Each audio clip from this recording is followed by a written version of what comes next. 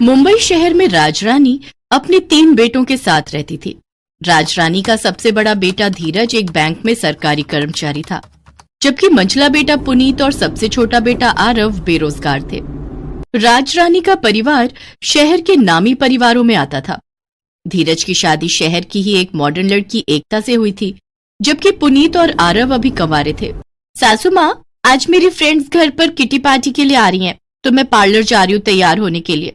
अच्छा, लेकिन तुमने तो मुझसे इस बारे में पूछा ही नहीं। अब क्या मुझे पार्टी करने के लिए भी आपसे परमिशन लेनी होगी माँ जी? ओहो, अच्छा ठीक है, तू जा, घर का काम मैं देख लूंगी। इसीलिए तो मैं आपसे कह रही हूँ कि मेरे दोनों देवरों की शादी आप करवा दीजिए। आखिर मैं भी कब तक अकेली इस घर की जिम्मेदारियों को उठाती रहूंगी? उनकी शादी हो जाएगी तो मुझे भी थोड़ा आराम मिल जाएगा। अरे बहू, शादी तो उन नालायकों की मैं करवा दूं, पर उन दोनों निकम्मों से यह शादी आखिर करेगा कौन? शहर की कोई लड़की तो निकम्मों से शादी करने से रही, तो माँ जी फिर गांव की कोई लड़कियां ले आइए। अगर शहर की लड़की के चक्कर में रही तो ऐसा ना हो कि दोनों देवरों की उम्र ढल जाए और गांव की लड़की भी ना मिले फिर उन्हें। तुम सही कह रही हो बहू, अब भले ही मुझे गांव की लड़कियों को ही बहू क्यों न बनाना पड़े, लेकिन अब मैं उन दोनों की शादी करके ही रहूंगी। अगले दिन ही राजरानी अपने पंडित को बुलाती है और अपने दोनों बेटों के लिए लड़की ढूंढने के लिए कहती है। कुछ ही दिनों में पंडित एक ही गांव की 2 लड़कियों रेशमा और कोमल का रिश्ता लेकर आता है। दोनों ही लड़कियां दिखने में खूबसूरत थी, इसलिए उनकी फोटो देखकर राजरानी झट से शादी के लिए हाँ कर देती है और फिर 2 महीने के अंदर ही उन दोनों को अपनी बहू बनाकर घर ले आती है।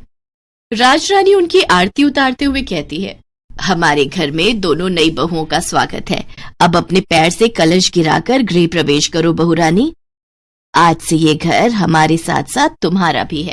अरे मोरी मैया, ये तो कितना बड़ा घर है। इतना बड़ा तो अपने गांव का पंचायत घर भी नहीं है। क्यों री कोमल, सही कहा ना हमने? 100% सच कहा दीदी। हमको तो ऐसा लागत है जैसे मैं खुली आंखों से कौनो सपना देख रही हूँ। उन दोनों को इतना खुश देखकर एकता और राजरानी खुश हो जाती हैं, लेकिन उन्हें क्या पता था कि उनके घर आई ये गांव की बहुएं आगे क्या क्या कारनामे दिखाएंगी। अरे मोरी मैया, ये अलमारी यहाँ रखी हुई है। हम तो सारे घर में इसे ढूंढ रहे थे, पर पता नहीं ये जेठानी जी ने इसमें इतनी सारी सब्जियां और फल काहे रखे हैं। रेशमा जल्दी से उसमें से सारा सामान निकालती है और अपने सारे कपड़े उसमें रख देती है। अरे बहू, ये तुम क्या कर रही हो? माँ जी, हम अपने कपड़े अलमारी में लगा रहे हैं।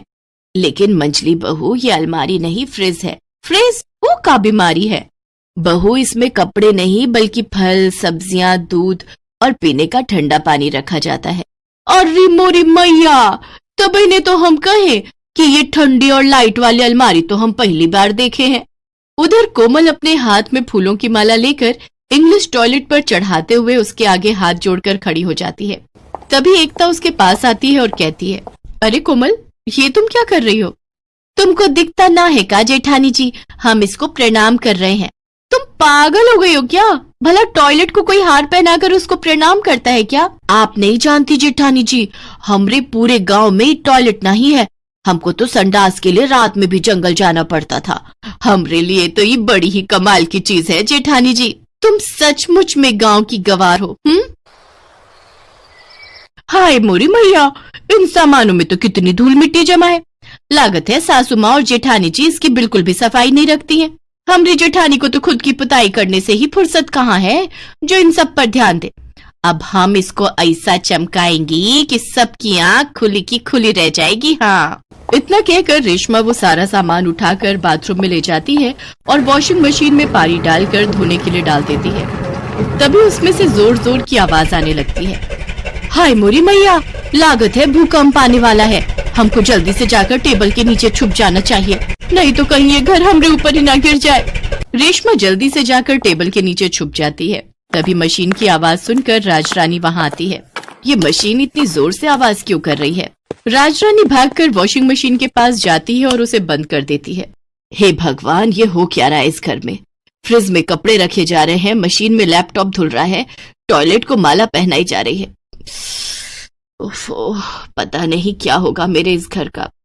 राजरानी रेशमा को आवाज लगाती है और कहती है, रेशमा बहू जी। सासू माँ, हम यहाँ छुपे हैं इस टेबल के नीचे। लेकिन तुम वहाँ क्यों छुपी हुई हो? सासू माँ, भूकंप आए वाला है, आप भी हमरे साथ छुप जाओ, नहीं तो ये भूकंप कहीं आपको भी ना ले डूबे। कोई भूकंप नहीं आ रहा है, जल्दी से टेबल के नीचे से बाहर आओ। क्या हुआ? भूकंप चला गया क्या? तभी वहाँ एकता और कोमल भी आ जाती है और राजरानी उनको सारी बात बताती है। अरे तुम दोनों गवार हो क्या? तुम दोनों की वजह से हमारा लाखों का नुकसान हो गया। हे भगवान, पता नहीं कहाँ से ये गवार हमारे पल्ले पड़ गई। मैंने सोचा था घर में 2 बहू और आ जाएंगी तो मेरी सारी सिरदर्दी खत्म हो जाएगी, लेकिन मुझे क्या पता कि गांव की गवार से अपनी बेटों की शादी करने के बाद मेरी सिरदर्दी और बढ़ जाएगी। अपनी सास और जेठानी के ताने सुनकर कोमल और रेशमा की आंखों में आंसू आ जाते हैं। साथ ही उन्हें अपने किए पर पछतावा भी होता है। कोमल रोते हुए अपनी सास से कहती है, सासू माँ, हम दोनों गांव से आई हैं। हमरे पूरे गांव में कौनों के घर ही सब सामान नहीं है, इसे हमको नहीं पता कि इनका इस्तेमाल कैसे करना है। हमने ये सब जानबूझकर नहीं किया, हमको माफ कर दीजिए। जेठानी जी, सासू माँ, हम गांव से आई है तो शहर के तौर तरीके सीखने में हमको थोड़ा समय तो लगेगा ना, अनजाने में ही सही, पर हमसे लाखों का नुकसान तो हुआ है ना, उसके लिए हमको बहुत शर्मिंदगी है। अगर आप हमें शहर के तौर तरीके सिखा देंगी तो हम सब अच्छे से कर पाएंगे। उन दोनों की बातें सुनकर एकता और राजरानी को उन पर दया आ जाती है और उन्हें भी इस बात का एहसास होता है कि इसमें उनकी गलती नहीं है। तुम दोनों भी मुझे माफ कर दो, मैं समझ ही नहीं पाई कि इसमें तुम्हारी कोई गलती नहीं है। अब से तुम्हारी ये बड़ी बहन अपनी दोनों छोटी बहनों को शहर के सभी तौर तरीके सिखाएगी। हम ही पागल थे जो बिना तुम्हें कुछ समझाए ही तुम पर चिल्लाते रहे। अब से हम मिलकर तुम दोनों को शहर के सभी तौर तरीके समझाएंगे। कुछ ही दिनों में उन दोनों के पहनावे से लेकर उनकी बोली तक और काम में काफी बदलाव आ जाता है और वो दोनों जल्द ही सही सलीके से काम करना सीख जाती हैं। एक बार की बात है, परी देश में 3 खूबसूरत परी बहनें रहती थीं। उन तीनों का रंग दूध की तरह सफेद था। जो भी उन्हें एक बार देखता उनकी तारीफ किए बिना नहीं रहता था।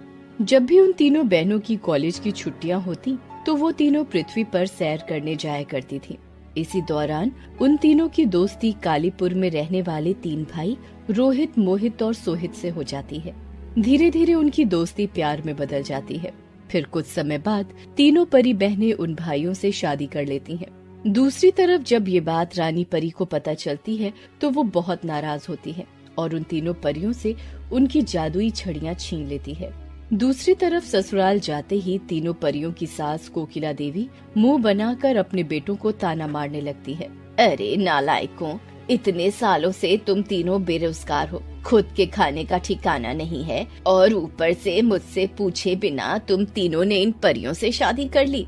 तभी कोकिला की सहेली मालती कहती है, तेरे बेटे तो अपना पेट पाल नहीं सकते, इन तीनों को कहाँ से खिलाएंगे? सच में तेरे बेटे तो 1 नंबर के बेवकूफ निकले। अरे मालती, तू फिक्र मत कर, मेरे बेटे बेवकूफ हैं, मैं नहीं। मैं इन परियों की खूबसूरती का पूरा फायदा उठाऊंगी और इस गांव की सबसे अमीर औरत बनूंगी। उसके बाद कोकिला देवी बहुत सारे पैसे खर्च करके अपनी तीनों बहुओं के लिए गांव में एक बहुत बड़ा ब्यूटी पार्लर खोल लेती है। देखते देखते परियों के ब्यूटी पार्लर की बात पूरे इलाके में फैल जाती है और सभी लड़कियां मेकअप करवाने के लिए वहां लाइन लगाने लगती हैं। वहीं दूसरी तरफ चंपा नाम की एक औरत भी ब्यूटी पार्लर चलाती थी। सभी लड़कियां परियों के ब्यूटी पार्लर में जाने लगी थी, इसलिए चंपा दिन भर बेकार बैठकर मक्खियां मारा करती थी। इस बात से चंपा को बहुत चिढ़ होती थी। उन तीनों परियों की वजह से मेरा धंधा पूरी तरह चौपट हो गया है। मुझे किसी भी तरह उनका ब्यूटी पार्लर बंद करवाना होगा। मैं आज ही अपने दोस्त कल्लू तांत्रिक से मिलती हूँ। उसके बाद चंपा अपने दोस्त कल्लू तांत्रिक के पास जाकर उससे मदद मांगती है। इस कल्लू तांत्रिक के होते हुए तुझे किसी बात की चिंता करने की जरूरत नहीं है। चंपा रानी, मैं उन तीनों बहनों का वो हाल करूँगा कि दूसरों का मेकअप करना तो दूर, वो तीनों अपने आप को भी आईने में देखने से डरेंगी। उसके बाद कल्लू तांत्रिक अपने तोते के गले में भूतिया राख की 3 पुड़िया बांध देता है और मंत्र पढ़कर अपने तोते को हवा में उड़ा देता है। उसके बाद तांत्रिक का तोता उड़ता हुआ कोकिला देवी के घर जा पहुंचता है। फिर तोता चुपके से खिड़की के रास्ते रसोई घर में दाखिल हो जाता है। उस समय तीनों बहनें खाना खाने की तैयारी कर रही थी। तभी तोता उनकी नजर बचाकर उनकी थाली में भूतिया राख मिलाकर वहां से भाग जाता है। इस बात से अनजान तीनों बहनें थाली में रखा खाना खा लेती हैं, लेकिन अगले ही दिन उन तीनों के बालों का रंग सफेद और उनके शरीर का रंग कोयले की तरह काला पड़ जाता है। उनके बाल किसी बूढ़ी औरत की तरह सफेद हो जाते हैं। इस तरह वो तीनों बहुत ही ज्यादा बदसूरत बन जाती हैं। अरे ये क्या हो गया? अचानक हम तीनों इतनी बदसूरत कैसे बन गई? मेरी भी समझ में कुछ नहीं आ रहा। आखिर ये सब हमारे साथ क्या हो रहा है? अगले दिन चंपा उन तीनों परियों के बदसूरत होने की बात पूरे गांव में फैला देती है, जिस वजह से सभी लड़कियां उनके ब्यूटी पार्लर में जाना बंद कर देती हैं और ब्यूटी पार्लर पूरी तरह ठप पड़ जाता है। ये देख कोकिला देवी अपना सिर पीटने लग जाती है। अरे तुम तीनों का सत्यानाश हो। तुम तीनों तो 2 ही दिन में बदसूरत बन गई। तुम्हारी वजह से मेरा लाखों रुपए का नुकसान हो गया। अब मैं तुम्हें नहीं छोड़ूंगी। तुम तीनों से एक एक पाई वसूल करके रहूंगी। कल से तुम तीनों खेतों में मजदूरी करके मेरे नुकसान की भरपाई करोगी। तभी कोकिला देवी के तीनों बेटे उसे समझाने की कोशिश करते हैं, लेकिन कोकिला उन्हें डांट डपट कर खामोश कर देती है।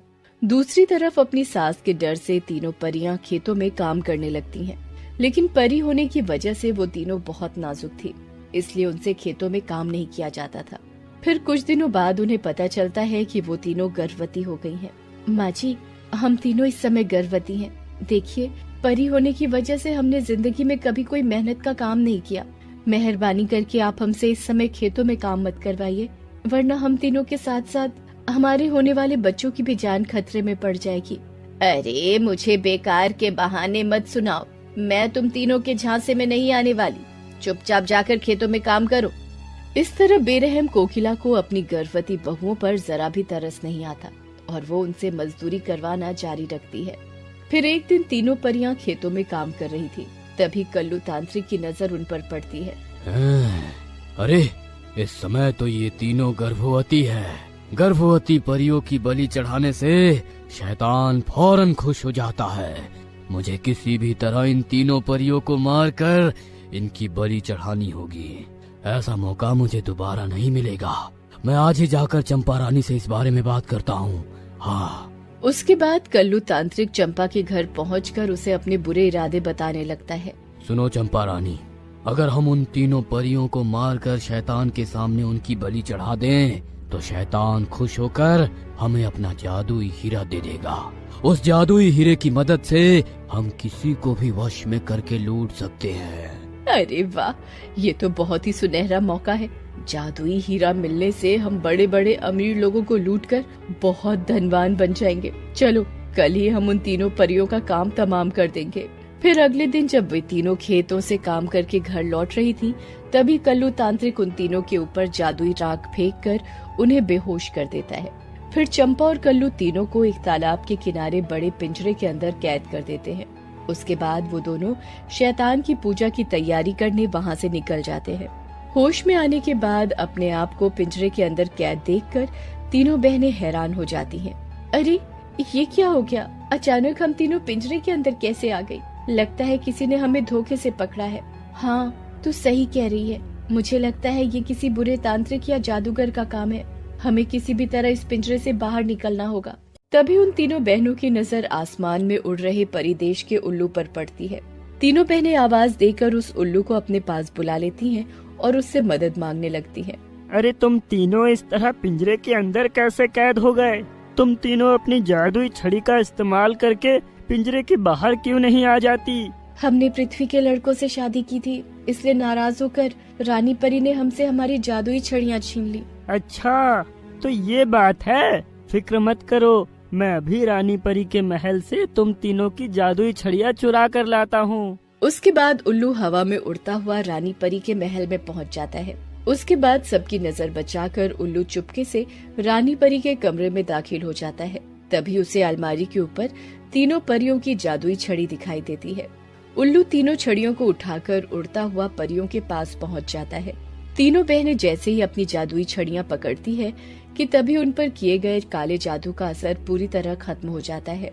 वो तीनों फिर से पहले की तरह खूबसूरत बन जाती हैं। उसके बाद वे तीनों पिंजरे को तोड़कर बाहर निकल आती हैं। तभी कल्लू तांत्रिक चंपा के साथ वहाँ आ जाता है। अरे ये तीनों बहनें पिंजरे से बाहर कैसे आ गई? और ये क्या? ये तो फिर से पहले की तरह खूबसूरत बन गई हैं। अरे नहीं, सत्यानाश हो गया। इन तीनों परियों को जादुई छड़ी मिल गई है। अच्छा, तो हम तीनों की जिंदगी बर्बाद करने के पीछे तुम दोनों की साजिश थी। अब तुम दोनों हमसे नहीं बचोगे।